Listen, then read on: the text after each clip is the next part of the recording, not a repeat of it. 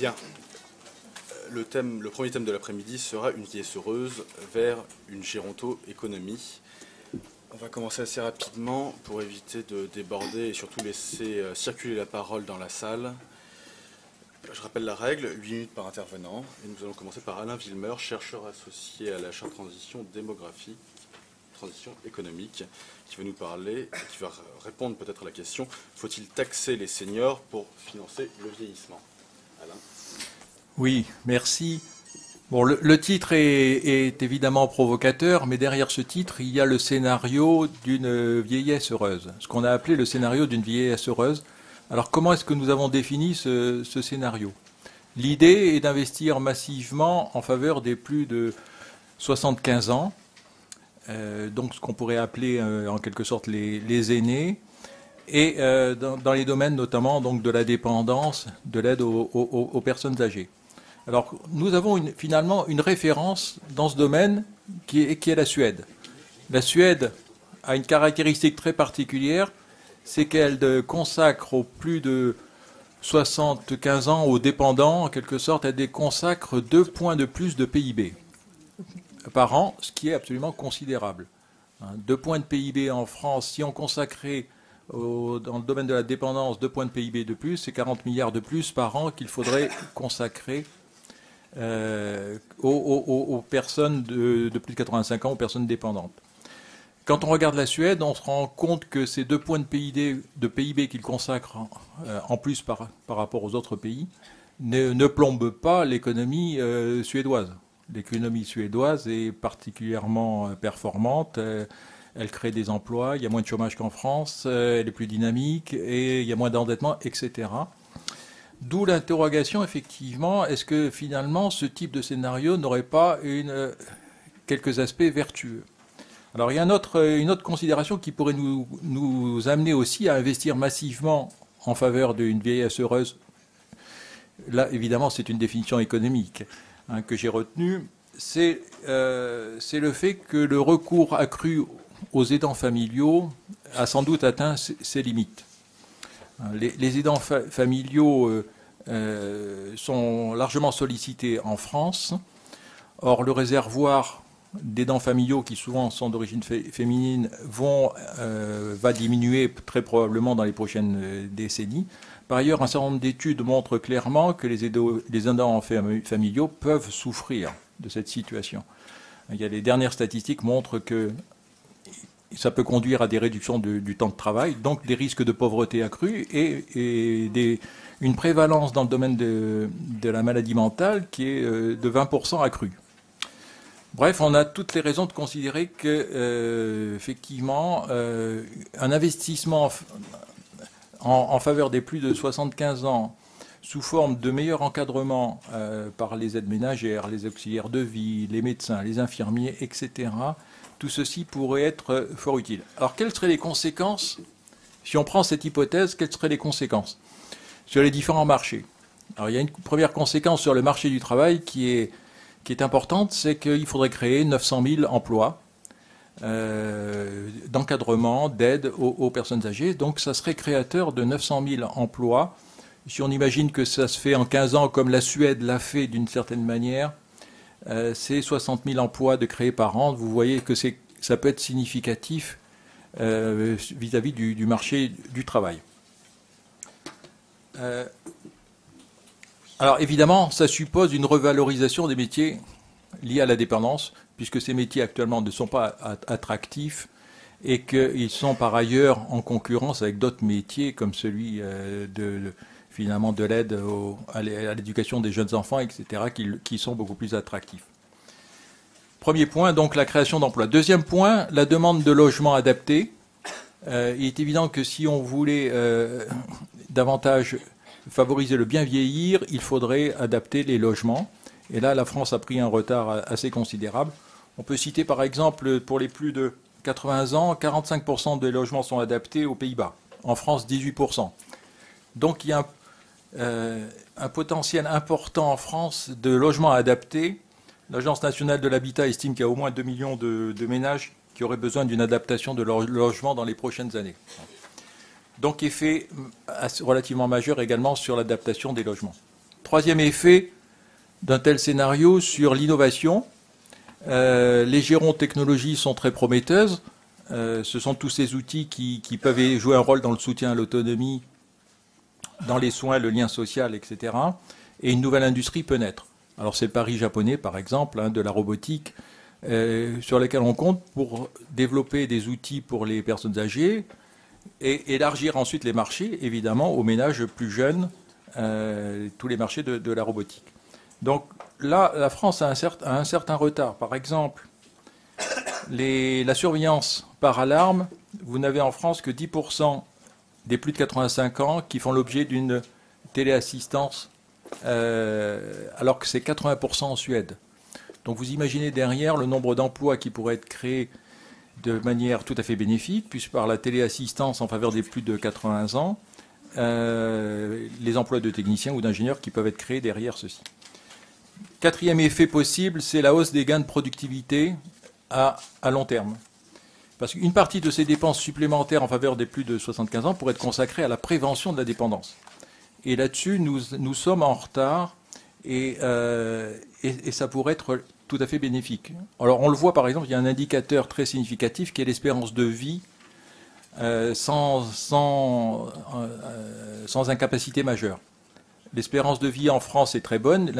L'espérance de vie sans incapacité majeure, sans limitation d'activité, il l'est beaucoup moins. Et nous avons, par rapport aux autres pays nordiques, nous avons plus de 3-4 ans de décalage. On peut imaginer donc un scénario en faveur de la prévention de la dépendance aurait des effets bénéfiques sur les seniors, les plus de 50, 55 ans, et serait de nature donc à doper leurs gains de productivité, ce qui serait tout à fait bénéfique pour l'économie.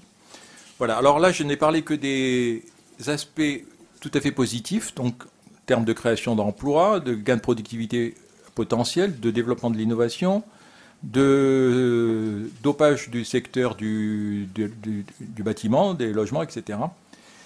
Mais il y a un vrai problème dans ce scénario, c'est celui de son financement. Comment financer 2 points de PIB de plus dans les circonstances actuelles? Alors du côté, traditionnellement, du côté de la protection sociale, évidemment, on fait appel aux cotisations sociales ou à l'impôt. Alors côté cotisation sociale employeur, on voit mal augmenter les cotisations sociales des employeurs, alors que la France est en perte de compétitivité, que déjà les cotisations sociales employeurs sont bien supérieures en France à celles d'autres pays, donc on est dans une impasse. Côté cotisation sociale salariée, on l'est aussi, de mon point de vue, car ceci induirait, si on veut vraiment augmenter de 2 points de PIB l'effort en faveur d'une vieillesse heureuse, tout faire reporter sur les cotisations salariales serait quasiment impossible, puisque ça conduirait quasiment à augmenter les cotisations sociales de 50%, ce qui est absolument inimaginable, et conduirait à une réduction du pouvoir d'achat des salariés. Côté des impôts, la situation n'est pas meilleure. Reste à examiner donc finalement la situation des seniors, et de ce point de vue-là, on peut constater que les seniors, d'une manière générale, jouissent d'une situation bien favorable dans notre pays. Les enquêtes du Conseil de prélèvement obligatoire montrent que les seniors et les retraités bénéficient de revenus supérieurs à toutes les autres catégories. Quand on prend en compte les revenus du patrimoine et les revenus et le fait d'être propriétaire, donc les revenus finalement des locations. Que par ailleurs, là, les patrimoines sont très conséquents pour les retraités, et on a vu ce matin que les successions favorisent désormais plutôt les plus de 55 ans, voire les retraités de plus de 60 ans. Voilà, donc on peut se demander s'il n'y a pas là une source majeure de financement qui serait tout à fait vertueuse, puisqu'elle ne pénaliserait pas les actifs. Alors, en conclusion, je te conclue tout de suite. Donc ce scénario d'une vieillesse heureuse nous paraît avoir des vertus tout à fait exceptionnelles vis-à-vis de l'emploi, vis-à-vis de la productivité, vis-à-vis de l'innovation, mais un défaut majeur et pourrait devenir un cauchemar économique pour les actifs s'il reposait que sur les actifs.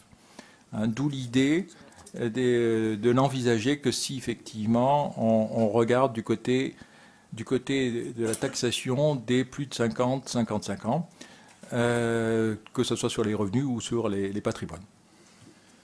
Merci Alain, ce fut très concis et précis. Je vais maintenant passer la parole à Monsieur Jean-Pierre Wittmer, président de HSBC Assurance, qui aura un point de vue peut-être plus opérationnel que votre point de vue théorique, Alain. Bonjour, alors au risque de vous surprendre, puisque moi je suis l'assureur de la bande, je ne vais pas vous dépresser, si je puis m'exprimer ainsi, en vous parlant de financement des retraites ou de dépendance, parce que je considère qu'effectivement on utilise plutôt des termes anxiogènes pour la vieillesse, alors que c'est une excellente nouvelle. On a un allongement de la durée de la vie, on est plutôt en bonne santé, on est plutôt actif et on est plutôt bon vivant. Donc il faut utiliser cette manne extraordinaire et je vais essayer de vous démontrer que finalement on a déjà dans la situation d'une vieillesse et des seniors heureux parce qu'ils sont actifs, parce qu'ils sont en bonne santé et parce qu'ils ont un apport à la société extraordinaire. Donc je voudrais d'abord sortir un certain nombre d'idées préconçues sur le thème il faut opposer les jeunes et les vieux. En fait, c'est pas du tout opposable. Ils ont tous les deux leurs utilités et les seniors tels qu'on les a aujourd'hui sont extrêmement utiles, d'autant plus qu'ils sont de plus en plus nombreux. Si vous donnez un chiffre à l'horizon de 2050, une personne sur trois aura plus de 65 ans en France, et dans le monde, c'est à peu près 15% des gens qui ont plus de 65 ans. Donc on voit que se passer de cette partie de la population, c'est assez utopique. Donc comment est-ce qu'on peut constater qu'ils sont effectivement au cœur de la société et extrêmement actifs ? D'abord, dans les flux intergénérationnels, on va parler un peu de financement.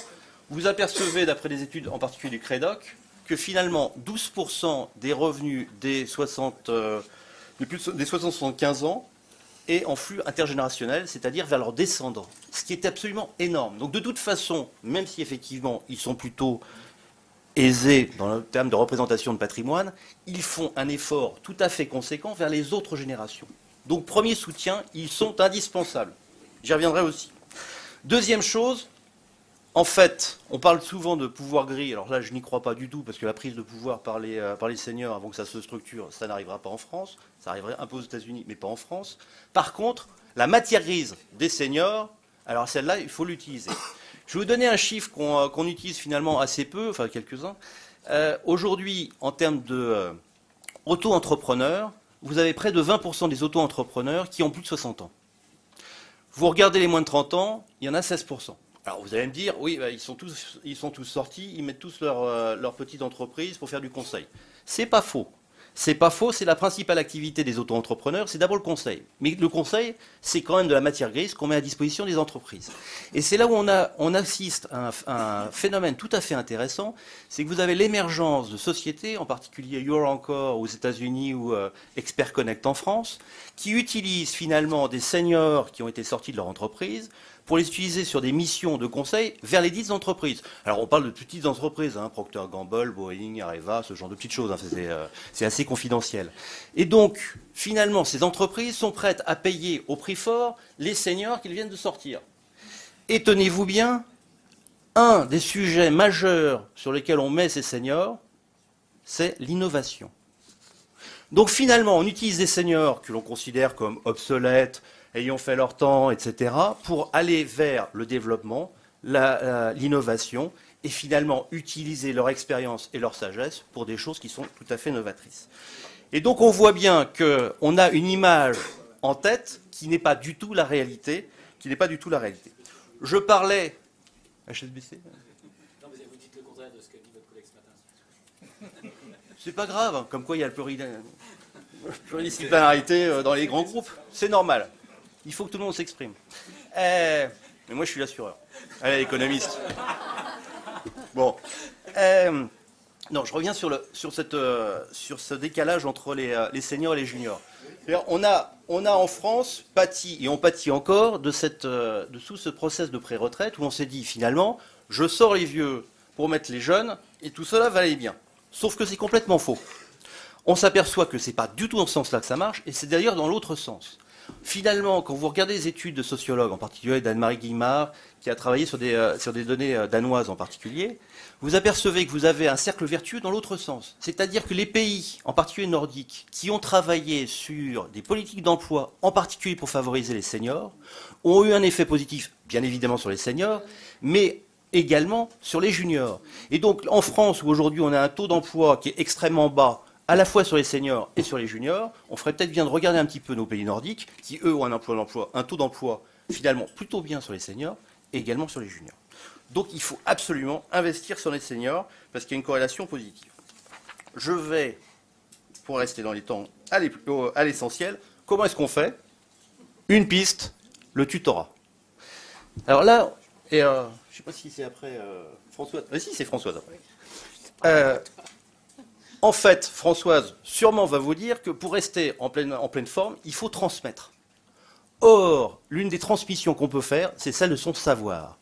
Et une façon de transmettre à l'intérieur de la société et utiliser nos seniors encore plus, c'est la transmission, c'est le tutorat. C'est une des pistes. Elle est encore insuffisamment utilisée. Or, quand elle est bien utilisée, c'est très efficace. Un tutorat ne fonctionne que, si on forme la personne qui va tutorer. On n'est pas tous des très bons pédagogues. Il faut pouvoir s'entraîner, il faut pouvoir valoriser cette fonction. 2, ça marche si c'est dans les doubles sens, c'est-à-dire que c'est le senior qui apporte son expérience et le junior va apporter les nouvelles technologies. S'il y a un échange win-win, ça fonctionne.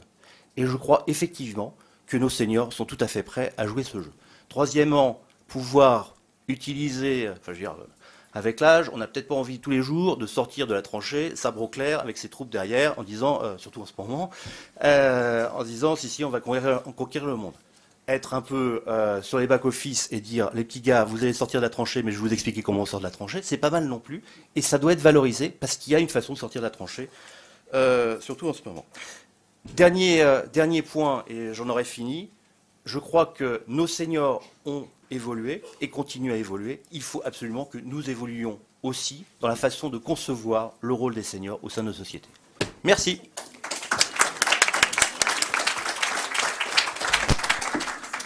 Merci Monsieur Widmer, ce fut concis et encore plus précis pour le coup, et vous avez parfaitement introduit Madame Forette. Donc je passe la parole à Madame Françoise Forette, professeur de médecine à l'Université Paris 5 et directeur de la Fondation nationale de gérontologie, qui va traiter des conditions d'une vieillesse heureuse. Alors oui, on m'a demandé les conditions d'une vieillesse heureuse. C'est la première fois qu'on me fait ce coup-là. On m'a demandé de parler de beaucoup de choses, mais pas de bonheur. C'est quand même essentiellement subjectif. Alors on m'a demandé les conditions, on va essayer de réfléchir. Si on réfléchit, on peut se dire que les conditions, c'est d'abord un état de santé satisfaisant, d'où l'importance de la prévention. Deuxièmement, une autonomie financière, et je voudrais dire à messieurs les économistes, faites-nous des vieillards pauvres avec toutes vos théories, et vous nous ferez des vieillards malades, qui ne seront pas heureux, mais qui seront malades. Il y a une corrélation entre les deux. Troisièmement, des liens familiaux chaleureux, c'est peut-être le plus important. Une image positive du vieillissement, et à part Jean-Pierre, on est mal barré en France. Un rôle dans la société, c'est exactement ce qu'il a dit. Et enfin, la responsabilité personnelle de son destin, et particulièrement de son lieu de vie. Et je suis tout à fait d'accord avec vous, la majorité des Français voudraient vieillir chez eux. Et c'est d'ailleurs ce qu'ils font. 90% des personnes de plus de 60 ans vivent chez elles. 90% jusqu'à 90 ans.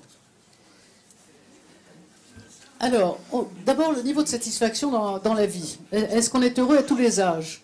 Alors cette courbe est intéressante, on voit qu'on est heureux à 25 ans, après ça diminue, ça diminue jusqu'à 45 ans, et on est de nouveau heureux jusqu'à 70 ans, 75 ans. C'est après 80 ans que les choses se compliquent un tout petit peu, mais ça c'est probablement essentiellement lié aux problèmes de santé. Avoir une maladie d'Alzheimer, ça rend pas heureux, alors que plus jeune, c'est probablement les difficultés du travail et les conditions socio-économiques. Alors, nous avons élaboré certaines conditions pour être heureux. Qu'en est-il en réalité? Et vous voyez ce sondage qui a été fait dans plein de pays, c'est exactement ce qu'on vient de dire. C'est ce que considèrent les gens. Et ils ont raison. Il faut conserver son autonomie physique, être capable de vivre chez soi. C'est ce que disent les gens dans tous les pays, les Français en particulier. Il faut conserver ses facultés intellectuelles. Et on va voir à quel point le travail est important. Il faut avoir un minimum de ressources. Il faut être entouré par ceux qu'on aime. Et enfin, continuer à avoir une vie sociale et des amis. Donc on tombe pile exactement dans ce que l'on peut, simplement par bon sens, soupçonner. C'est ce que pense la majorité des gens. Conserver son autonomie, c'est-à-dire avoir une bonne santé. Alors la santé d'abord passe par le style de vie, on le sait. Et ce qui est important probablement, c'est l'éducation tout au long de la vie. L'activité physique, l'activité intellectuelle, etc. Chacun connaît ça. Ça veut dire que c'est le style de vie. Quand on voit ce fameux sondage, eh ben on voit exactement la même chose. Les gens savent ce qu'il faut faire. Et je trouve ça formidable. La première chose qu'ils mettent, c'est avoir une bonne hygiène de vie. Deuxièmement, pratiquer une activité physique. Alors là, en France, l'activité physique, c'est moins qu'ailleurs. Hein. Oh, ben, les Anglais sont pas tellement mieux. Faire des bilans de santé ou des dépistages, s'informer sur sa santé, c'est absolument capital. Bien se soigner quand on est malade, etc., etc. Donc on voit que c'est ce que pense la majorité des gens dans tous les pays. Donc il faut, nous, y attacher de l'importance. Le problème de la santé, c'est que ça dépend de la prévention. C'est l'affaire de toute une vie. Ça doit commencer dès l'âge le plus jeune, avant 20 ans, et ça doit être continué jusqu'à l'âge le plus avancé. Mais le problème, c'est que l'adhésion au principe de prévention, ça dépend du niveau d'éducation. Hein, c'est le niveau d'éducation qui compte, ce n'est pas la pénibilité du travail en particulier. Et le seul moyen d'éviter les inégalités de santé qui en découlent, c'est de proposer des programmes de prévention dans l'entreprise, sur le temps de travail. Parce qu'on a beaucoup s'intéresser à la prévention, c'est pas le soir en rentrant du boulot qu'on va se mettre sur le site de l'INPES, remarquable site. C'est pas pendant le week-end qu'on va se mettre sur le site de l'INPES. Quels sont ceux d'entre vous qui ont déjà été sur le site de l'INPES? Parlez pas tous à la fois. C'est dire à quel point il faut apporter. Ah, Jean-Pierre, oui. Oui. Jean-Pierre, oui. C'est dire à quel point il faut apporter la prévention dans les lieux où les gens sont capables de l'entendre. La prévention, ça doit d'abord réduire les inégalités. La population française est en bonne santé. Hein. Vous parliez, monsieur, tout à l'heure, au fond de la population dépendante, tout à l'heure. Il n'y a que 6%, mettons 7% de la population de plus de 60 ans qui est dépendante. Donc le reste, c'est 93% de personnes qui sont autonomes. Malheureusement, comme vous le voyez, il y a une inégalité majeure entre les différentes couches socio-professionnelles. Et encore maintenant, en 2011, il y a 7 ans de différence d'espérance moyenne de vie et de morbidité d'ailleurs, hein, c'est pareil, entre les ouvriers par exemple et les cadres ou les professions libérales.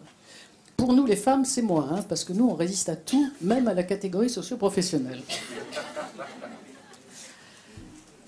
On sait que l'origine sociale, le niveau d'éducation, les modes de vie sont les canaux de transmission des inégalités de santé, donc de diminution de la qualité de la vie à tous les âges. Ça, il faut absolument s'accrocher à ça. Je ne vous dis pas, il y a un fort gradient de santé lié au niveau d'éducation. Donc il faut s'intéresser à élever le niveau d'éducation de l'ensemble de la population, et en particulier le niveau d'éducation sanitaire qui porte la prévention. C'est pour ça que nous, on a mis sur pied un projet de recherche auquel Jean-Pierre participe, qui s'appelle EBS, c'est Entreprise en bonne santé, qui est un projet de recherche qui vise à démontrer aux employeurs et au pouvoir public qu'un programme de prévention de la santé effectué en entreprise peut accroître la culture sanitaire de l'ensemble de la population, et pas seulement les couches éclairées de la population qui font tout bien. Et deuxièmement, changer les comportements, améliorer le bien-être et changer l'image de l'entreprise. Si on veut que les gens travaillent plus longtemps, il faut qu'ils soient heureux dans l'entreprise, qu'ils s'y sentent bien. Donc ça me paraît essentiel, et pour les travailleurs, et pour les chefs d'entreprise, à bon entendeur, salut. Le maintien de l'activité, c'est probablement la meilleure prévention et le meilleur facteur d'insertion sociale dans toutes les générations. C'est ce que Jean-Pierre a dit avec beaucoup de talent. Il faut travailler plus longtemps. Or, vous voyez ce qui se passe en France. Moi, j'aime beaucoup ces deux courbes. Vous avez en rouge l'augmentation de l'espérance moyenne de vie. Formidable en France. 81,5 tous sexes confondus. C'est une des meilleures au monde, après le Japon. Et vous avez en bas la courbe de cessation d'activité. Cette divergence des courbes, il n'y a qu'en France qu'on la voit. Donc c'est absolument incroyable. Et pour reprendre aussi ce que disait Jean-Pierre, on aurait dû se concerter. Quand on voit les taux d'emploi, par exemple, en France et en Suède, on voit que les Suédois, 55-64 ans, 70% de taux d'emploi, 39% en France, ça augmente. Alors si on voit après 65 ans, je crois qu'il y en a encore 17% en Suède, il y en a 0% en France, ou 1,000. Donc vous voyez qu'on n'est pas très bien sur le plan de la promotion du travail. Et pourtant, on sait que toutes les formes d'activité réduisent la mortalité, augmentent l'espérance moyenne de vie et augmentent le bonheur de vie, finalement. Toutes les formes d'activité. Physique, de loisirs, professionnel, engagement social. Alors, je ne vais pas vous parler de toutes ces études parce que ce serait trop long. On a maintenant un certain nombre d'études absolument fabuleuses. La première étude de Lupton, qui est une équipe anglaise très remarquable, qui a très bien démontré que plus l'âge de la retraite est tardif, plus le début de la maladie d'Alzheimer est retardé. Alors, ça ne prévient pas le dépôt des lésions au niveau du cerveau, mais ça constitue une réserve cognitive qui est tellement importante que les symptômes apparaissent plus tard.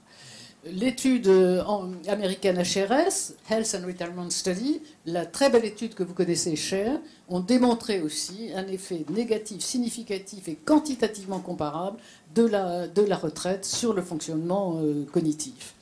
Alors, ces résultats suggèrent que la participation active des seniors peut non seulement assurer la pérennité des systèmes de retraite, ce qui n'est pas un mince avantage, mais aussi avoir des effets positifs sur la santé et influer éventuellement les dépenses de soins. Donc on a tous les avantages, on dépense moins pour les soins et on pérennise les systèmes de retraite auxquels on est attaché. Et pour ça, il faut bien évidemment qu'on puisse permettre aux gens de travailler. Alors nous faisons une étude à l'heure actuelle qu'on appelle l'étude Orlando, dont l'objectif est de démontrer sur un beaucoup plus grand échantillon, 35 000 retraités, si la stimulation cognitive induite par la durée professionnelle plus longue permet de retarder l'entrée clinique dans la maladie d'Alzheimer. On utilise les bases de données du RSI qui gèrent à la fois la maladie et la retraite, qui va nous permettre de croiser les données. Parce que ça nous semble une donnée essentielle. Alors, le réseau social, c'est capital. Les personnes qui vivent seules, sans amis, ont plus de risques de développer une maladie d'Alzheimer. L'activité de loisirs, c'est très important aussi. Si vous jouez aux cartes, allez à des expositions, allez au théâtre, bricoler, ça diminue de 50% les séances de la démence par rapport à ceux qui le font qu'une fois par semaine ou pas du tout. Et je voudrais terminer sur cette diapo, qui est une diapo qui voit le retentissement de l'optimisme. Très belle étude, très belle étude néerlandaise, le Zuften Study, une cohorte qui a été suivie longtemps. Et ils ont trié leur population optimiste et pessimiste grâce à des échelles. Hein. C'est très facile à faire. Ils les ont suivis pendant 15 ans. Et ce qu'ils ont remarqué, c'est qu'il y avait une diminution de 40% de la mortalité cardiovasculaire chez les optimistes comparé aux pessimistes. Alors, messieurs les économistes, je vous en prie, ne nous bassinez pas avec des données catastrophiques. Plus la population sera optimiste, et je pense que c'est possible, meilleur on va se porter. Donc, ce qu'il faut... c'est promouvoir la santé, et moi je crois fermement dans la prévention d'entreprise, promouvoir massivement le maintien dans l'emploi des plus de 50 ans, changer la mentalité des employeurs et des employés, changer les conditions de travail et prolonger la vie professionnelle au-delà de 60 ans. Merci de votre attention.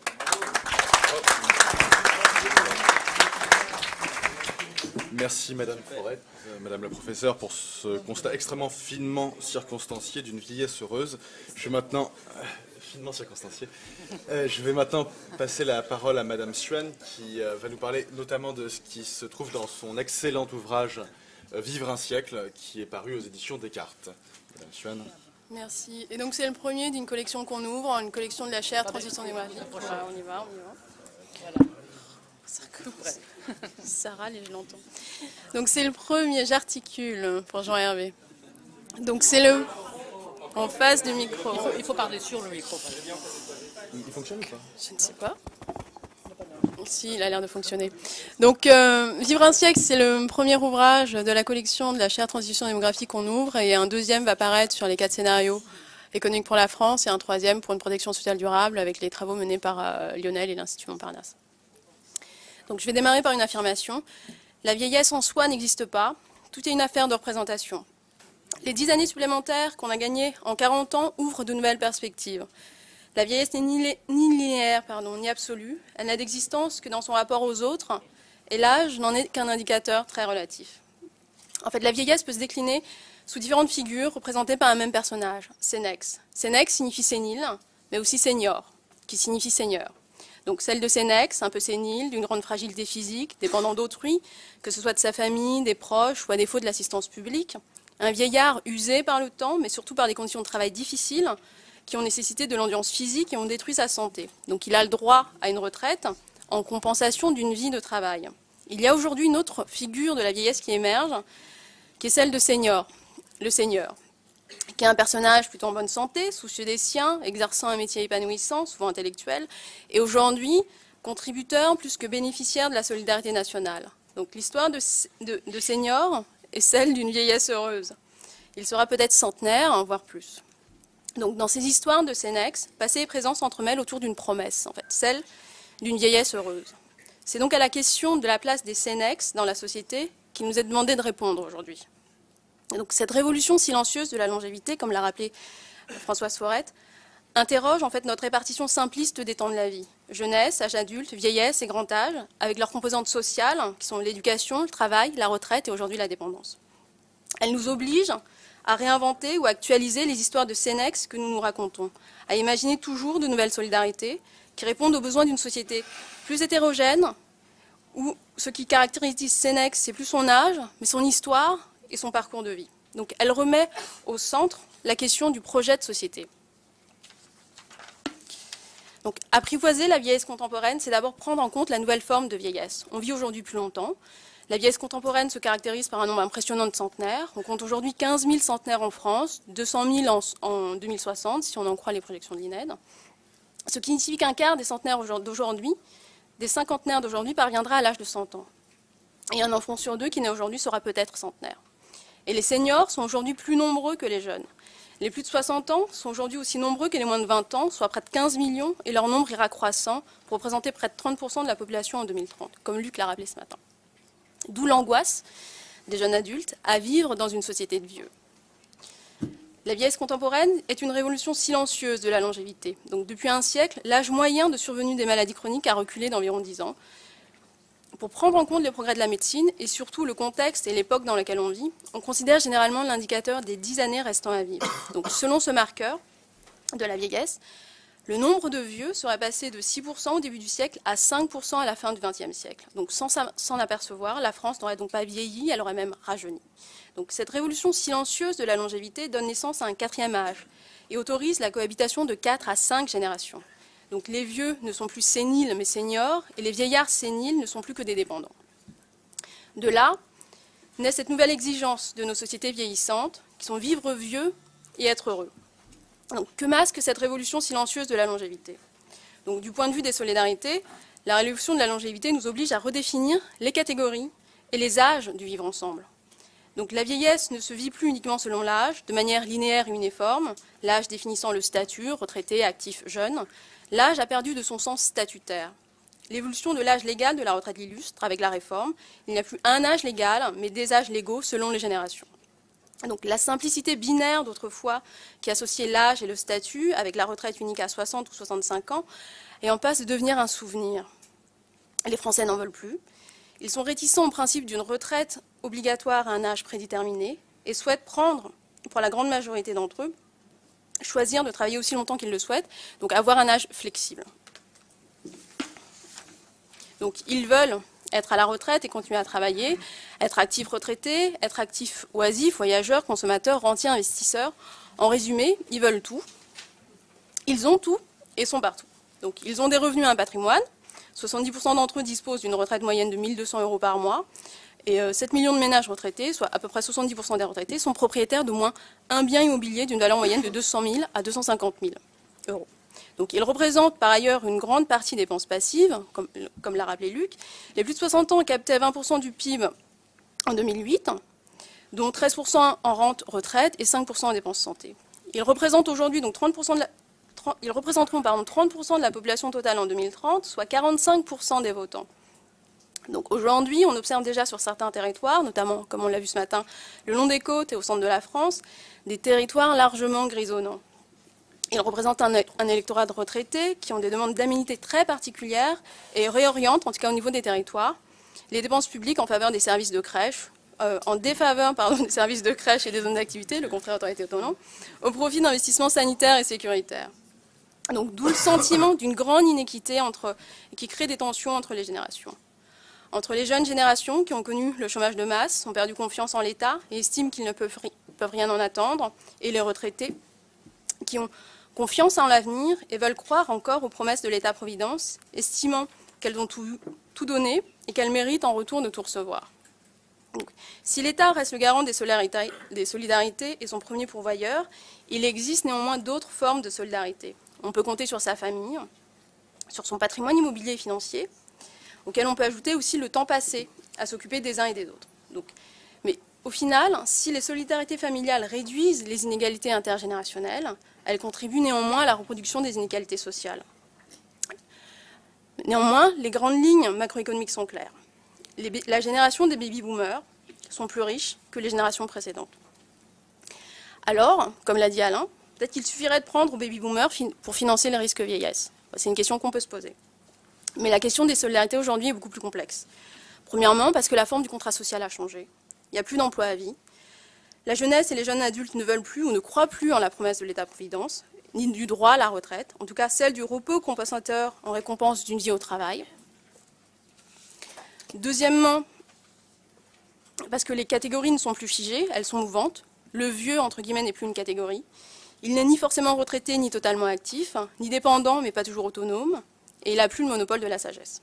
Mais néanmoins, il est passeur de savoir, comme l'a rappelé Jean-Pierre Widmer.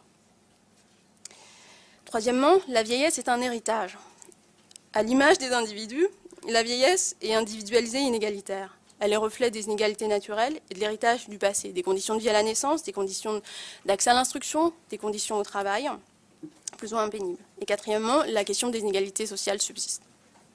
Donc, il ne suffit pas de compter qui a le plus et qui a le moins. Savoir que la génération du baby-boom est une génération de privilégiés ne nous dit rien en fait sur les conditions d'égalité ni sur les exigences d'équité des nouvelles générations. Donc la vraie question c'est qu'est-ce que les générations peuvent attendre les unes des autres? Si on prend l'exemple des retraites, il y a 3 conceptions de l'équité qui peuvent servir à définir les règles de partage entre les générations. L'équité absolue, donc l'objectif est de réaliser l'égalité des niveaux de revenus entre chaque génération, c'est une égalité de statut ou de revenus. L'égalité contributive, où chaque génération reçoit en proportion de ce qu'elle a versé, c'est plutôt une version libérale de l'équité, du chacun pour soi. Et une équité qui intègre la diversité des parcours de vie et qui vise à compenser les générations qui dites seraient sacrifiées.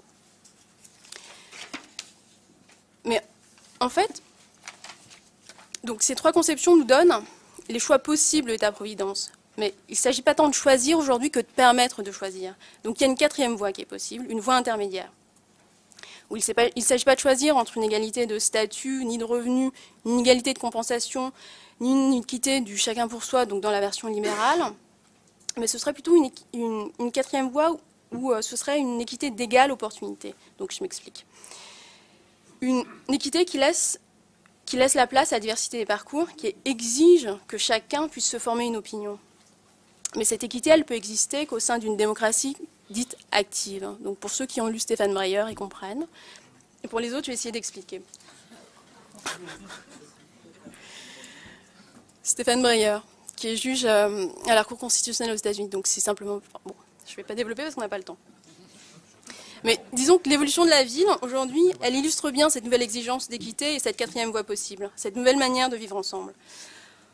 On a vu que, on l'a vu ce matin, la mobilité et l'étalement urbain distendent le lien social et favorisent une espèce d'hyper-spécialisation des territoires qui a créé des ghettos de riches, des ghettos de pauvres et qui aujourd'hui risquent de créer des ghettos de vieux. Le développement de la voiture, la construction des routes a permis l'étalement urbain et la création des villes nouvelles et émergentes. La conséquence en a été la création de ce flux mécanique d'individus, de la voiture et des individus vers les banlieues. Et la solidarité aujourd'hui, elle est à l'image de cet étalement urbain. C'est une espèce de solidarité mécanique, de compensation, où on ne décide pas en fait. Donc c'est une solidarité qui catégorise, puisqu'elle décide voilà, en fonction de l'âge, du statut, si on est jeune, actif, retraité, donc dépendant ou producteur, entre guillemets.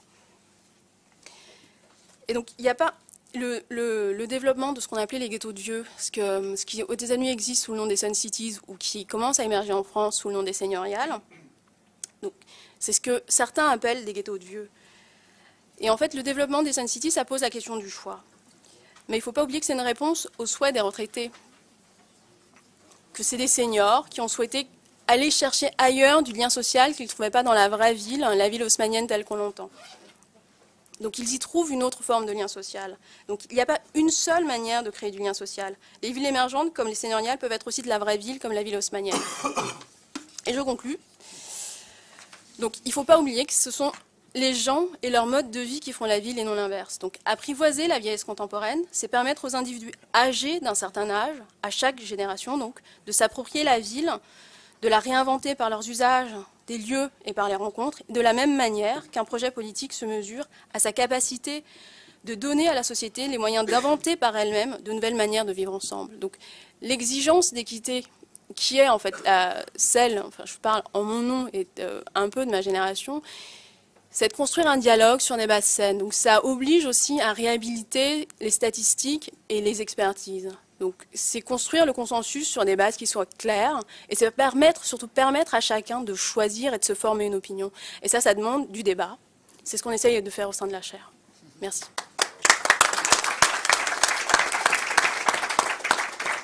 Merci Hélène, qui, je le rappelle, est directrice de la chaire, directrice scientifique de la chaire Transition démographique, transition économique, de nous avoir livré une approche philosophique, sociologique, avec une ouverture politique assez optimiste finalement sur le vieillissement contemporain. Je vais maintenant laisser la parole à monsieur Jean-Michel Charpin, ancien directeur de l'INSEE et inspecteur général des finances, qui va nous parler du coût du bien vieillir. Merci, oui, je vais vous parler des questions de coût et de financement.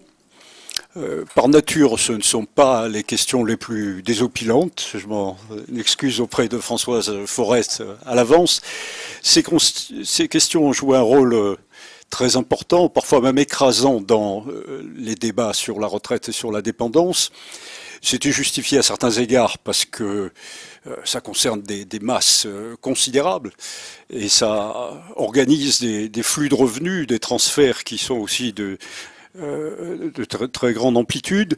Par moments, assez souvent même, ça a pris un ton un peu dramatisant qui a été justifié à certaines époques parce qu'il y a eu un moment où la France avait pris beaucoup de retard dans le traitement de ces questions. Aujourd'hui, ça ne l'est plus parce que la France a mis en œuvre des réformes très ambitieuses de son système de retraite. J'y reviendrai.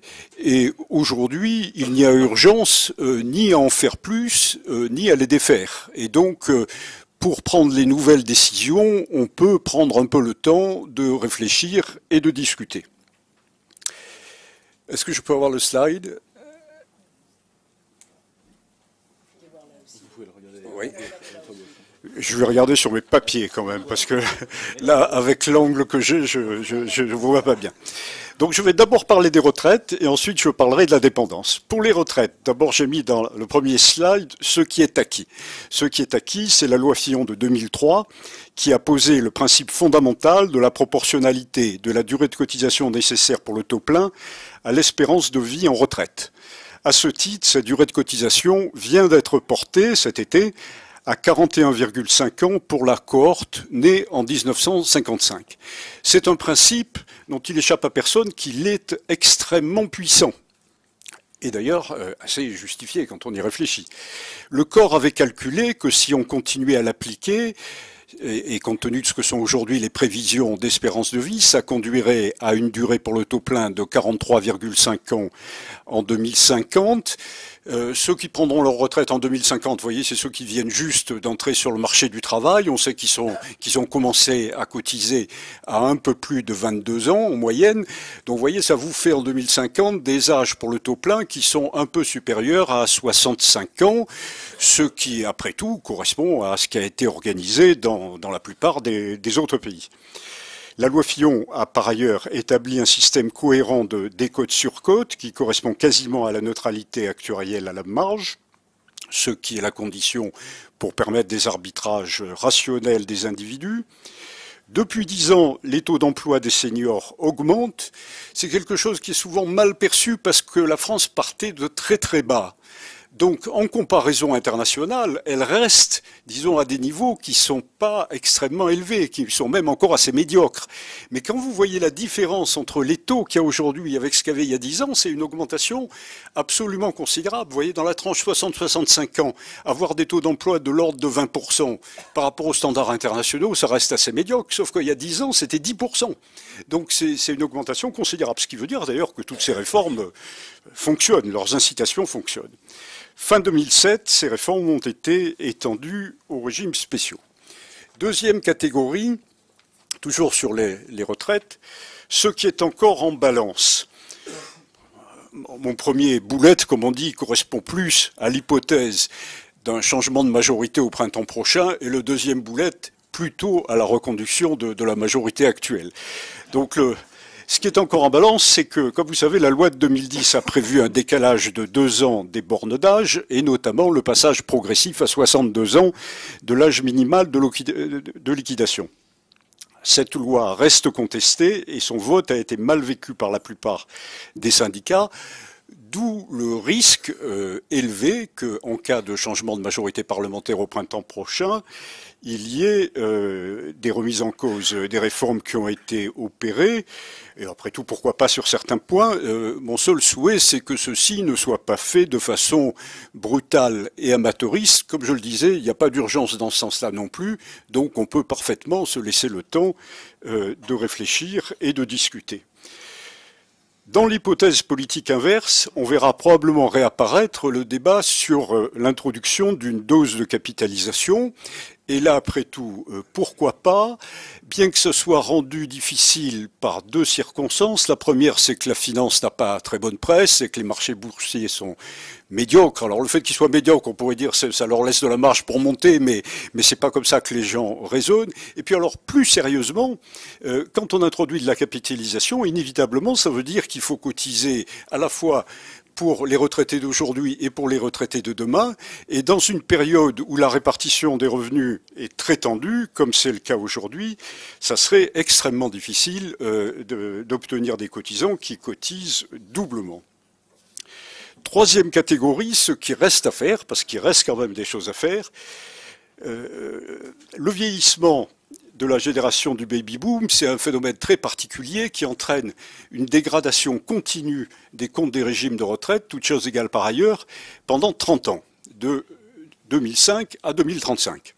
Il faut d'ailleurs penser que ça n'est pas infini, hein, comme si vous regardez les projections de l'INSEE, vous voyez bien qu'à partir de 2035, on atteint un palier qui dure de nouveau une trentaine d'années, hein, où les choses ne se détériorent plus. Mais enfin, pendant 30 ans, les choses se dégradent chaque année si on ne fait rien.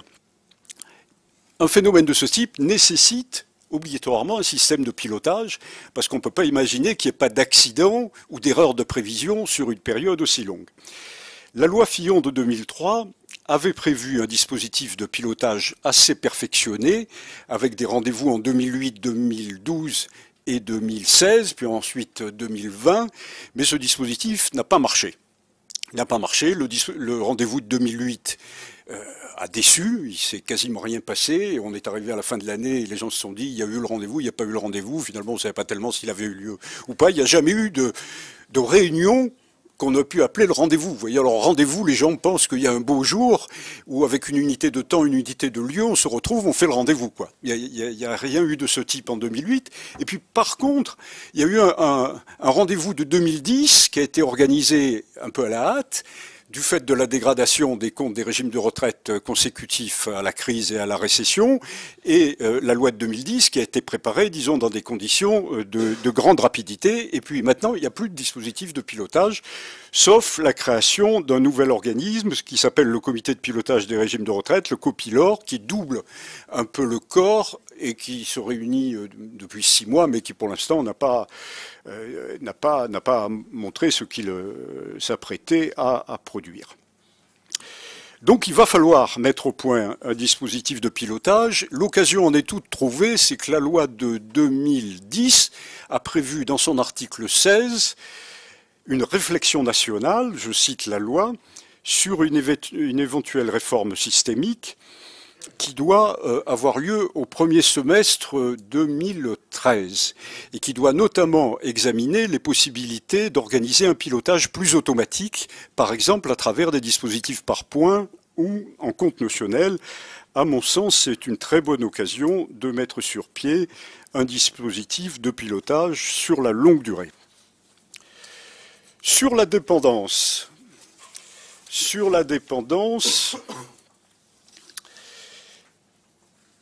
il faut une chose importante peut-être. Les ordres de grandeur sur la dépendance, ça marche presque à tous les coups, je vous le dis. C'est à peu près 10% des ordres de grandeur sur la retraite. C'est une espèce de règle du pouce qui marche à peu près à tous les coups. Mais ça veut dire que c'est des ordres de grandeur beaucoup plus faibles que ce dont on parle pour la retraite.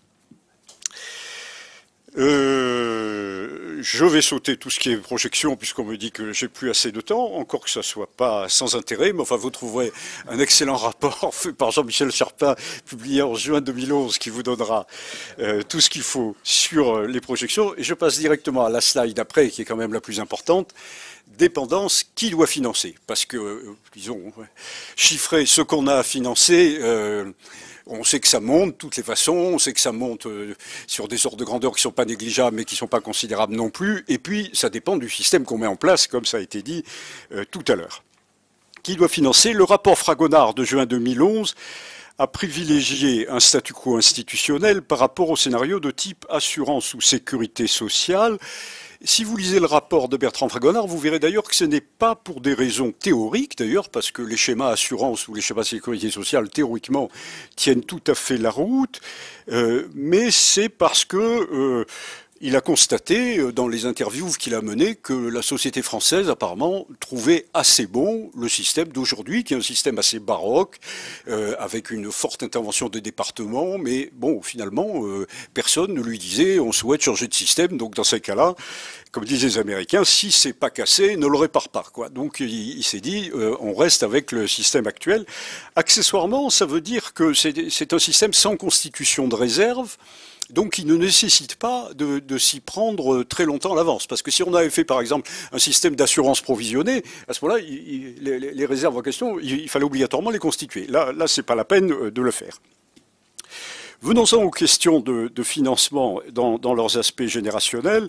Ce que j'ai appelé dans mon slide de façon un peu rapide, mais je ne suis pas le premier à utiliser cette appellation, la génération dorée, qui est approximativement la génération des gens nés entre 1930 et 1955. Vous savez, de cette génération, toutes les courbes sur les patrimoines ou sur les revenus montrent qu'elle a bénéficié de circonstances exceptionnelles. Ce n'est pas un phénomène démographique, parce que, comme vous voyez, ça recoupe partiellement le baby-boom, mais uniquement partiellement. C'est plus âgé que le baby-boom. Ça résulte, pas non plus de la cupidité particulière de cette génération, c'est une suite de hasards de la vie économique et sociale française qui a fait que cette génération s'est trouvée extrêmement favorisée, à la fois par rapport à celle qui l'a précédée, et par rapport à celle qui suivait.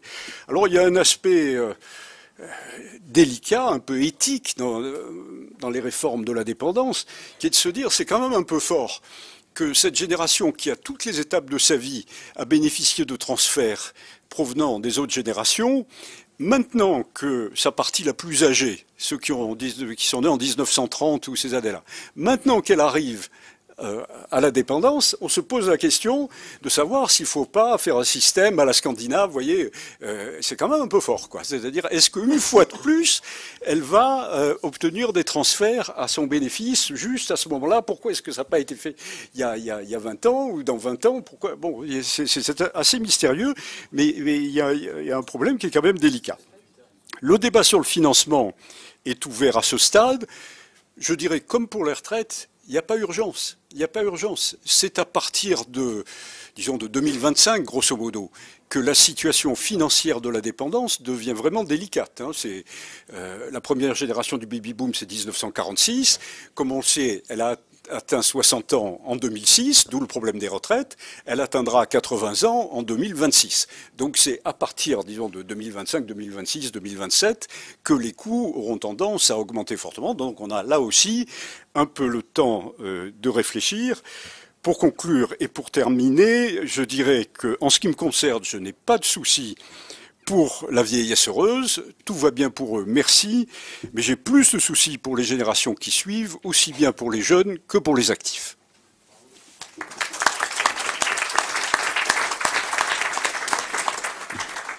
Merci Monsieur Charpin de nous avoir fait prendre une hauteur pragmatique et hautement institutionnelle sur la question d'une vieillesse heureuse. Je crois qu'on a encore un peu de temps pour faire circuler la parole dans la salle. Donc, est-ce que quelqu'un a des questions? Monsieur au fond. Il y a un micro ici. Comment? Monsieur? Bonjour, Éric Demoly, Société Mercer. Je pense qu'on peut se livrer à un exercice de synthèse entre ce qu'a dit M. Widmer cet après-midi et ce qu'a dit Mme Mathilde Lemoine ce matin. Il y a un exercice de synthèse cohérent. Donc M. Widmer nous dit que 20% des auto-entrepreneurs ont plus de 60 ans, que les grandes entreprises vont chercher les auto-entrepreneurs pour leur capacité d'innovation. Et Mme Mathilde Lemoine nous dit qu'une des façons de majorer le taux d'emploi des personnes en âge de travailler, ce serait notamment d'avoir une courbe des salaires en cloche, c'est-à-dire que les plus de 55 ans, plus de 60 ans acceptent une perte de salaire. Bon. Donc ce que l'on voit, c'est que les entreprises sont preneurs de la capacité d'innovation des seniors. Et ce que l'on voit également, c'est qu'en l'état, je dirais, du dialogue social dans les entreprises à l'heure actuelle, la baisse de salaire à partir d'un certain âge, donc liée à une éventuelle baisse de productivité, on n'y est pas. On n'y est vraiment pas. Donc partant de là, alors je croise également avec ce que dit Madame Forette, c'est que plus on reste dans l'entreprise, c'est-à-dire que plus on reste actif au minimum intellectuellement, éventuellement physiquement, plus on repousse, je dirais, le spectre de la dépendance. Partant de là, ce que je pense profondément, c'est qu'il y a une énorme pédagogie à développer au niveau du dialogue social dans l'entreprise avec les représentants du personnel, qui tout à fait par hasard ont en général entre 50 et 60 ans, donc ils ne sont pas forcément disposés à accepter une perte de salaire, pour que l'on arrive à cet enjeu majeur, que le vieillissement soit effectivement un facteur de croissance nationale auquel participent les salariés seniors dans l'entreprise, et que pour que les salariés seniors dans l'entreprise puissent continuer à contribuer. Une observation supplémentaire que je fais par rapport à d'autres études que je mène par ailleurs au sein de la société Mercer, c'est que quand on s'intéresse à certains sujets dans l'entreprise, tels que par exemple les risques psychosociaux, on constate quelque chose d'extrêmement curieux, c'est que la demande psychologique que perçoivent les salariés est croissante jusqu'à 55 ans, c'est-à-dire que tant qu'ils n'ont pas atteint 55 ans, plus ils vieillissent, plus ils ont du mal à travailler. Mais au-delà de 55 ans, ceux qui restent dans les entreprises, finalement, ils se sentent bien dans leur pompe, ils maîtrisent les finesses de leur métier. C'est-à-dire qu'on rencontre ce qu'on appelle, entre guillemets, le phénomène du travailleur sain. Donc pouvoir maintenir les seniors dans l'entreprise, c'est un enjeu tout à fait majeur, qui est à la fois pour les personnes, pour les entreprises et national. Voilà l'exercice de synthèse auquel je voulais me livrer. Merci. Merci. Je vais juste faire une remarque par rapport à votre remarque. Il se trouve que j'ai eu la chance de participer à un groupe de travail de l'Institut Montaigne qui travaille sur l'emploi des jeunes et l'emploi des seniors, et qu'effectivement, une des propositions était effectivement d'amener une certaine flexibilité sur les salaires, comme vous dites, mais c'est vrai qu'on en est loin. C'est vrai que dans le schéma français, on est sur une linéarité des salaires, et que personne n'imagine 30 secondes qu'il va pas finir bien beaucoup plus haut que là où il a démarré. Et on a tous ce schéma-là. Or, on voit bien que si on conçoit un nouveau système avec effectivement une certaine souplesse à ce niveau-là, ça permettrait effectivement aux entreprises de conserver leurs seniors plus longtemps. Je parle de valorisation du tutorat. On peut imaginer d'avoir du temps partiel ou ce genre de choses. Je vais me compléter, excusez-moi. Je pense qu'on est en train de changer de système complètement. C'est-à-dire que jusqu'à un passé récent, on avait une vie tripartite. Vous étiez jeune, vous faisiez des études, vous étiez actif, vous étiez ancien, vous étiez à la retraite, inactif. Je schématise. Aujourd'hui, avec l'allongement de la durée de la vie, vous allez toujours avoir une première phase d'études, parce qu'il faut bien commencer par là, puis après vous allez avoir une phase beaucoup plus longue qui va alterner de l'activité professionnelle, de la formation, et puis du travail, enfin des périodes personnelles. Moi, je vois une certaine émergence dans mon entreprise de gens qui viennent me voir en disant bah voilà, je voudrais partir 9 mois parce que j'ai un projet, que je pourrais le faire, et puis, etc. Et ceci est en train de se développer gentiment, et je comprends ces gens-là qui se disent attendez, moi je suis encore jeune, j'ai 40 ans à mon avis d'activité, j'ai envie d'avoir des breaks pour faire des choses. Si on peut l'intégrer dans l'entreprise, je crois que c'est bien. Et de toute façon, aussi, la formation va devenir de plus en plus importante. On a une accélération des technologies.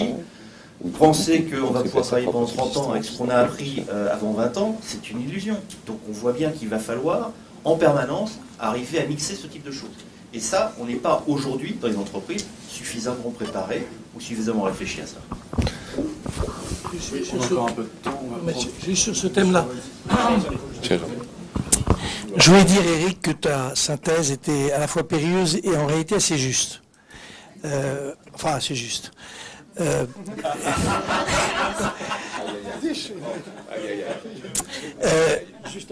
Juste un point sur ce que Mathilde Lemoine a évoqué, qui est quand même un sujet évident. C'est si on souhaite que les salariés demeurent plus longtemps, il faut à un moment que le problème de la rémunération soit posé de ma génération. C'est clair qu'il ne peut pas rester longtemps. Quand on regarde bien comment se passe ce qui pour le moment est epsilonesque en termes d'expérience, mais ce qui va se généraliser, que sont les cumuls emploi-retraite, c'est exactement ça qui va se passer.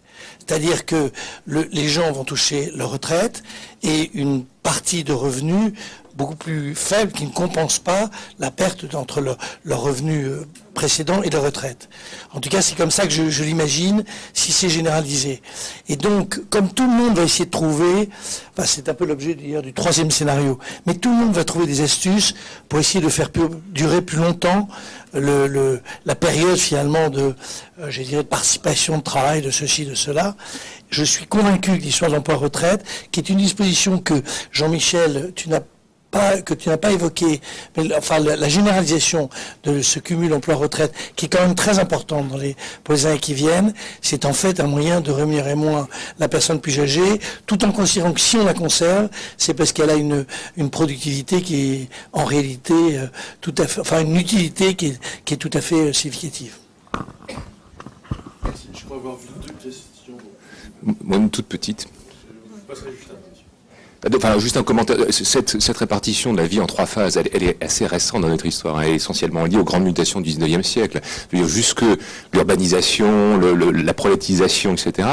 Chacun contribuait, jeune ou vieux, à sa subsistance. À la campagne, on cultivait, on préparait à manger, etc. Enfin, je veux dire, bon, ça. Alors, c'était juste un petit commentaire en passant, mais ma question, en fait, elle était surtout adressée à Jean-Michel Charpin. Qu'est-ce que vous pensez du différentiel de taux de CSG, justement, entre les pensions et les autres revenus? Puisque on a aujourd'hui encore cette bizarrerie. Et voilà, c'est intéressant d'avoir votre avis là-dessus. On va peut-être prendre une ou deux autres questions.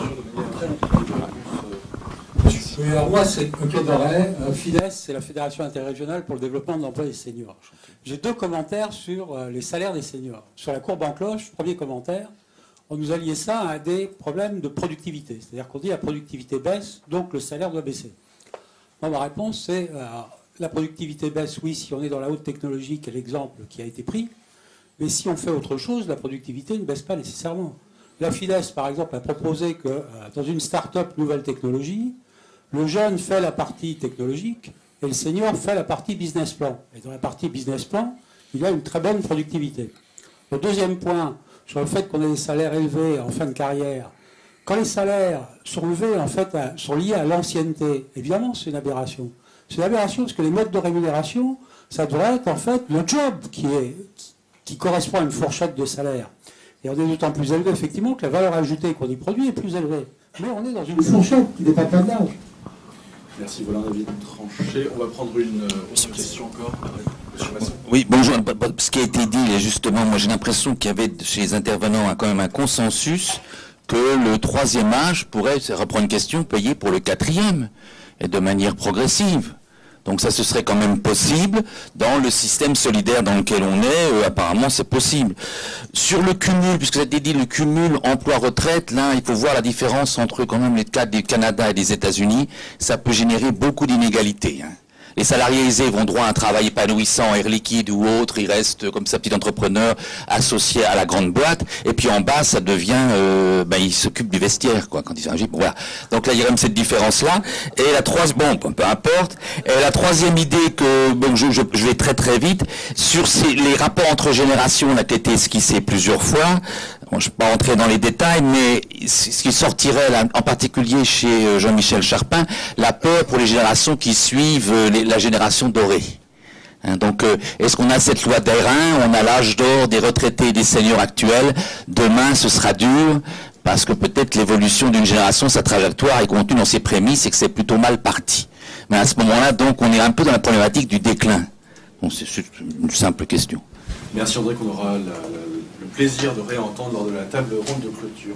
Peut-être une réponse, Monsieur Charpin. Oui, il y a eu beaucoup de questions. Bon, sur la question de la CSG, vous avez compris que je serais tout à fait favorable à ce qu'on égalise les taux de CSG, mais c'est un problème quand même relativement mineur. C'est pas ça qui va résoudre les problèmes de financement qui sont d'une toute autre ampleur. Sur les questions de génération, d'abord un point très important, c'est que quand on regarde le positionnement des différentes générations, il ne faut pas regarder uniquement l'évolution de l'espérance de vie, il faut regarder aussi l'évolution des âges à la maternité, parce que c'est ça qui fixe les écarts entre générations. Et les deux sont très importants. Vous voyez, avant de parler de 5 générations, il faut se dire, bon, si l'âge moyen à la maternité c'est 30 ans, bon, évidemment, il y a les queues de distribution, mais pour le français moyen, qui devient grand-parent à 60 ans en moyenne, qui revient arrière-grand-parent à 90 ans, donc enfin, les deux bougent. Donc il ne faut pas avoir dans l'idée qu'il y a de plus en plus de générations comme ça qui s'additionnent, parce que finalement tout est très cohérent et que petit à petit tous les âges s'alignent sur l'espérance de vie, et tout se modifie de façon cohérente avec ça, ce qui fait que in fine, je ne doute pas une seconde qu'en moyenne on reviendra à la structure pyramidale depuis la nuit des temps, qui est les jeunes, les moyens et les vieux, parce que tout va s'ajuster autour de ça. Sur ce qui a été dit sur le rôle des jeunes, le rôle des vieux, moi je suis d'accord avec beaucoup de choses qui ont été dites, mais sur les liens avec l'innovation et ce qu'on peut faire avec les seniors, on peut quand même laisser l'innovation en partie aux jeunes, vous voyez. Bon, c'est très bien que les seniors innovent, très très bien, mais si on leur prend même ça, vous voyez, si on leur prend même ça, alors que franchement, je pense que les seniors, même en faisant leurs meilleurs efforts, ils sont plutôt moins bons dans l'innovation, en tout cas moins audacieux que les jeunes. Donc laissons aussi les jeunes innover. Non, Jean-Michel, tu peux pas dire ça. Il faut pas opposer les jeunes et les vieux. Si. Simplement, ce que je voulais dire par cet exemple, c'est que les vieux sont également capables d'apporter sur ce créneau-là, alors que c'est en dehors, et c'est exactement ce que tu es en train de dire, c'est en dehors de l'image habituelle que l'on a. On se dit, le vieux, il n'est pas capable d'innover, terminé. Or, le vieux, il a l'innovation, il a encore des idées, fort heureusement, et il peut en faire profiter. Donc, il faut absolument utiliser toutes les générations. Non, mais attends, puisqu'il m'a répondu, moi je réponds aussi. L'horreur pour nos sociétés, c'est on met tous les jeunes en formation jusqu'à 30 ans, parce que, n'est-ce pas, il y a tellement de choses à apprendre et puis on va leur transmettre, etc. Et puis nous, on se garde l'innovation pour nous. Franchement, jusqu'à présent, des Medal Fields depuis 30 ans, il n'y en a pas eu beaucoup, quoi.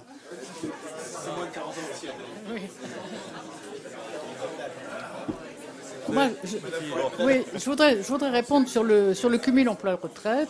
Le cumul emploi-retraite, c'est un très très bon dispositif qui permet effectivement à des gens de travailler après la retraite. Mais il ne faut pas oublier que ça cannibalise un petit peu la réforme des retraites. Parce que si on veut équilibrer le système de retraite par répartition, il ne faut pas que les gens prennent leur retraite et travaillent un petit peu à côté. Il faut qu'ils travaillent plus longtemps. Et ça, Daniel Karniewicz l'avait tout à fait vu. C'est un dispositif qui, en plus, est probablement pervers sur le plan du dumping social, parce qu'effectivement, les chefs d'entreprise se disent « je vais le reprendre et je vais le payer moins cher ». Alors, ça arrange tout le monde, ça arrange tout le monde, mais ça ne résout pas le problème des retraites. Quant à l'histoire de la courbe en cloche, c'est vrai qu'il faudrait une diminution très probable des salaires à partir d'un certain âge, mais à condition que le poste change. C'est pas dans le même poste qu'il serait logique d'avoir une diminution des salaires. Il faudrait un poste différent, une flexibilité différente, de ne pas probablement occuper le même emploi si on considère qu'on est moins performant à cet âge dans cet emploi. C'est pas une diminution simplement parce qu'on a 55, 56, 57. Ça peut pas marcher comme ça. Et en plus, si on change d'emploi, vous savez aussi bien que moi, en particulier c'est pour les messieurs, qu'on change de statut et que ça, le côté narcissique du travailleur français ne le supporte pas. Merci Madame Forret. Une conclusion extrêmement rapide de 30 secondes d'Alain Villemeur. Je voudrais simplement réconcilier Jean-Michel Charpin et Jean-Pierre Widmer sur l'innovation, parce qu'en fait, tout montre que les seniors sont très performants dans l'innovation organisationnelle, des grandes entreprises notamment, et que les jeunes sont très performants pour les nouveaux produits, les nouvelles technologies, et qu'on a besoin des deux. Merci, voilà la voix du milieu qui conclut pour ouvrir encore le débat. Merci à tous.